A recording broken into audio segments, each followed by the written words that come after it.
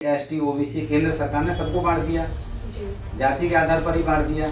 अब 33% जो बीजेपी को एमपी हमारी सर्वोदय कास्ट में जिता करके दिए हैं वो बिल्कुल नहीं मिलने वाले।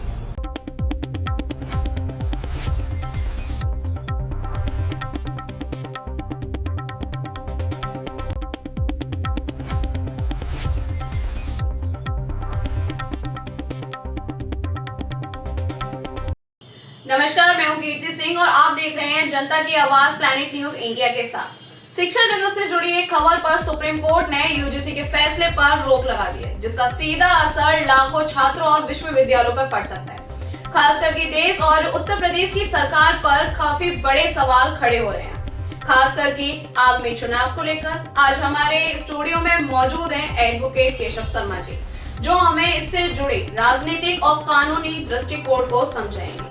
तो सर, आपका बहुत बहुत स्वागत है हमारे प्लैनेट न्यूज इंडिया के स्टूडियो में। तो आज हम आपसे यूजी से जुड़े बहुत सारे ऐसे क्वेश्चंस हैं जो हम आपसे जानना चाहेंगे, तो आप सर तैयार हैं? जी। तो सर, पहले आप अपने बारे में कुछ बताइए। मैं advocate Keshav Sharma GST income tax की प्रैक्टिस करता हूँ अलीगढ़। ओके सर, तो मेरा सबसे पहला क्वेश्चन है, सुप्रीम कोर्ट ने यूजीसी के जिस फैसले पर रोक लगाई है उसे आप सरल शब्दों में कैसे समझें? यूनिवर्सिटी ग्रांट कमीशन यानी कि यूजीसी 2012 में इन्होंने एक कमेटी गठित की थी।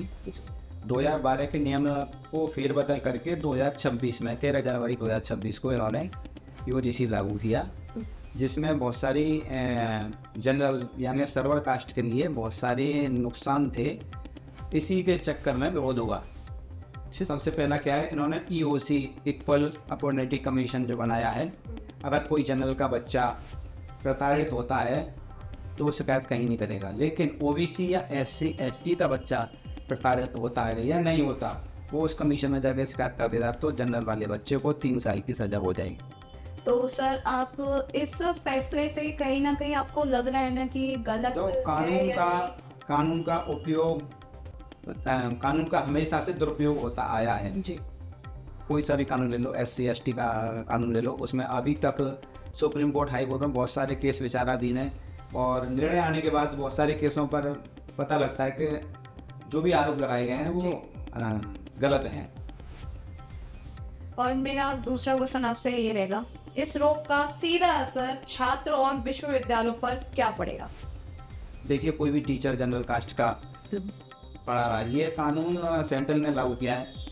ठाकुर बनिए ब्राह्मण, इसके अलावा हरियाणा के कुछ जाट वो भी जनरल में आते हैं, उन पर भी इसका असर पड़ रहा है सीधा सीधा।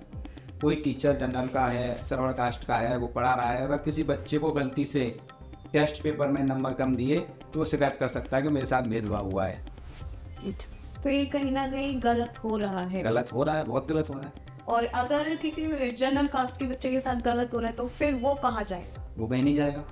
तो उसके लिए अनुच्छेद संविधान का अनुच्छेद 15 समानता का अधिकार देता है, लेकिन यहाँ पे तो जनरल एससी एसटी ओबीसी केंद्र सरकार ने सबको बांट दिया, जाति के आधार पर ही बांट दिया। इन्होंने तो अनुच्छेद 15 का ही उल्लंघन कर डाला। जी सर, आपने जैसे बताया अनुच्छेद 15 का उल्लंघन कर दिया। हाँ, आप जरा हमको अनुच्छेद 15 के बारे में बताइएगा। ये जातिगत आधार पर, धर्म के आधार पर, महिला पुरुष लिंग के आधार पर भेदभाव नहीं करने देता, समानता का अधिकार देता है।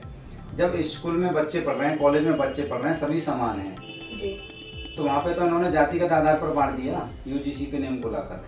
बहुत बहुत धन्यवाद सर। अब मेरा नेक्स्ट क्वेश्चन आपसे ये रहेगा, क्या शिक्षा से जुड़े ऐसे बड़े फैसले आगामी चुनाव में बड़ा मुद्दा बन सकते हैं? देखिए, अभी जो केंद्र का इलेक्शन हुआ था 2024 में, उसमें 33% 33.2 या 34 के करीब हाई कास्ट के एमपी पहुंचे हैं बीजेपी की पार्टी में।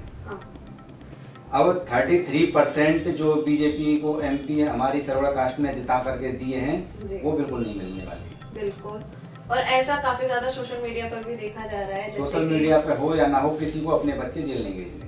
जी बिल्कुल बिल्कुल, किसी को नहीं भेजने होते हैं। और एक चीज और आ रही है, जैसे यूजीसी के पल्ले में अब गेंद है, ऐसा बोला जा रहा है सोशल मीडिया पर। ये गेंद सुप्रीम कोर्ट के पास जा चुकी है। अब मैं आपसे एक चीज पूछना चाहूंगी यहाँ पर, जैसे कि यूजीसी जो है वो योगी और सुप्रीम कोर्ट वाला जो गेम खेल रही है, ये क्या सच है? देखिए, राजनीति बहुत ही बड़े स्तर से और इतने अंदर तक होती है कि हम सोच भी नहीं सकते। जी।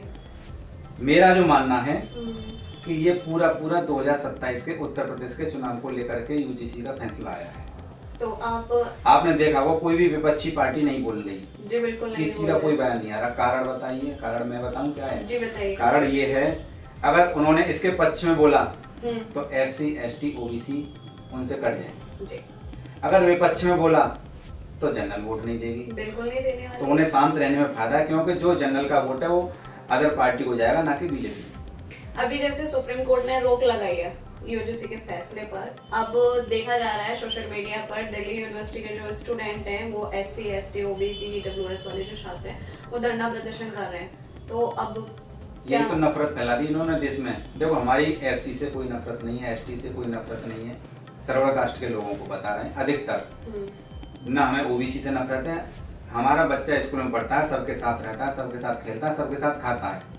लेकिन अब इन्होंने जातिगत आधार पर बच्चों को बांट करके आपस में नफरत फैला दी। मुझे तो ये लग रहा है कि अगर ये थोड़े दिन रोक नहीं लगती सुप्रीम कोर्ट की तरफ से, तो देश में आगजनी न शुरू हो जाती। जी, ऐसा सर बिल्कुल मुमकिन हो सकता था, पर देखते हुए यूजीसी पर रोक लगा दी गई है। मेरा अब दूसरा क्वेश्चन है, उत्तर प्रदेश में मतदान इस समय किन मुद्दों को सबसे ज्यादा प्राथमिकता देगा? जो मैं अभी बताया था 2024 के इलेक्शन में जनरल कास्ट के वोट 33 MP जिता के दिए थे, 33% लोगों ने। अब 2027 में इलेक्शन यूपी में है, जितना वोट बैंक OBC का है उत्तर प्रदेश के अंदर, उतना ही वोट बैंक जनरल का है, बराबर है। बिल्कुल है। अब जो जनरल का मान के चलिए 100% जनरल का है, तो उसमें 30% वोट बीजेपी को नहीं मिलने वाला।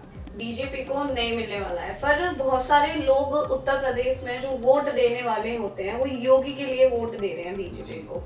ठीक है, एक तरफ जो योगी बीजेपी पार्टी से हैं और योगी ने एक स्टेटमेंट भी बोला है, अगर आपने देखा होगा तो, जिसमें उन्होंने ये बात बोली है कि ये जो हो रहा है जातिवाद के नाम पर लोगों को बांटा जा रहा है। तो अब आपको ऐसा लगता है कि जो जनरल वाले हैं वो वोट देंगे? देखिए, अभी अखिलेश यादव ने भी कल बयान दिया, उन्होंने कहा किसी के खिलाफ गलत काम नहीं होना चाहिए, लेकिन उन्होंने किसी ने, ना तो योगी ने ना अखिलेश ने, दोनों में से किसी ने ये नहीं कहा कि यूजीसी कानून गलत है या सही है। जी बिल्कुल सर, आपने ये बात बहुत ज्यादा पॉइंट वाली बात कही है। किसी ने भी यूजीसी का पॉइंट, मायावती जी को ले लीजिए, अखिलेश यादव जी को ले लीजिए, माननीय मुख्यमंत्री जी को ले लीजिए, किसी ने भी ये बयान नहीं दिया कि यूजीसी नियम गलत है। सबने ये कहा है कि किसी के साथ दुरुपयोग ना हो, बस दुरुपयोग ना हो। इसकी जिम्मेदारी कौन लेगा? बिल्कुल सर। मेरा अब नेक्स्ट क्वेश्चन आपसे ये रहेगा, क्या इस तरह के चर्चाएं चुनाव से पहले जनता को प्रभावित करने की रणनीति हो सकती है? हाँ। आप कहते हैं इस बात को कि रणनीति है? रणनीति है। कैसे सर? 2027 में इलेक्शन है जी बिल्कुल है। प्रदेश के अंदर बीजेपी की सरकार पिछली 10 साल से चली आ रही है। जी।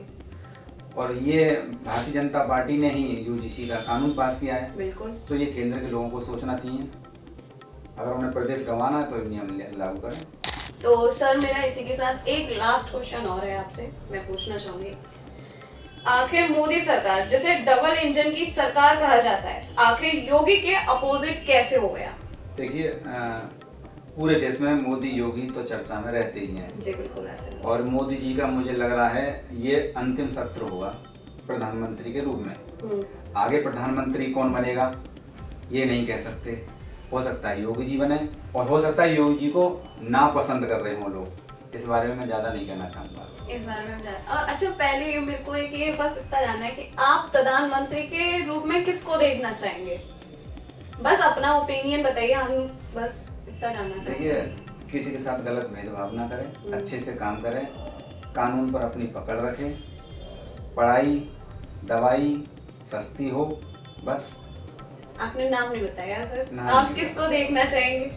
देखिए, जिस तरीके से प्रशासन पर अपनी लगाम मजबूत रखी है, जिस तरीके से माफिया पर नकेल कस रखी है योगी सरकार ने, उस तरीके से तो योगी बेस्ट हैं।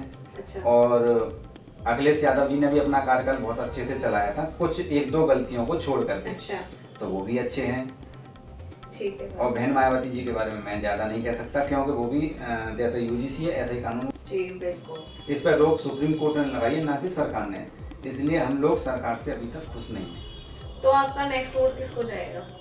ये मेरा वोट मेरा अधिकार। तो आप ये जनता को रिवील नहीं करना चाहते हैं? ये नहीं बता सकता।